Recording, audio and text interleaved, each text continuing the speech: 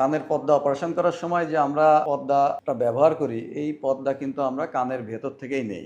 এটা শরীর পেশেন্টের নিজেরই পর্দা, সেটা আমরা কানের একদম ভিতর থেকে, এই যে আমাদের সামনে যে উঁচু অংশ দেখছেন এটাকে বলে ট্র্যাগাস।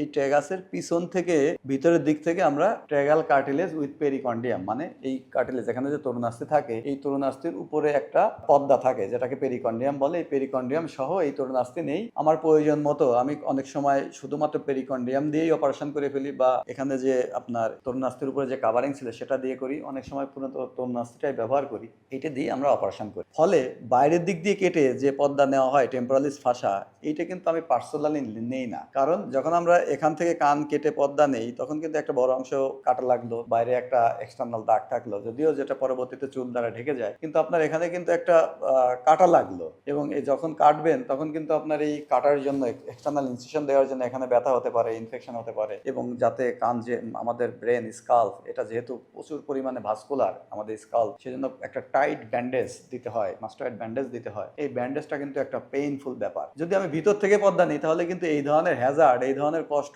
এই ধরনের ঝামেলা আর নেই। সেই জন্য আমরা সবসময় প্রেফার করি যে কানের ভিতর দিয়ে পর্দা নেওয়া, এবং আমাদের পর্দা নেওয়ার ক্ষেত্রে আমরা এই পর্দার সাথে সাথে আরেকটি পর্দা পেশেন্টের নিজস্ব রক্ত দিয়ে তৈরি করি, যেটাকে প্ল্যাটিলেট রিচ ফিব্রিন বলে। এই পর্দাটাও আমরা অতিরিক্ত ব্যবহার করি। সেই জন্য আমাদের কানের পর্দা অপারেশনের সফলতার হার প্রায় 100%-এর কাছাকাছি।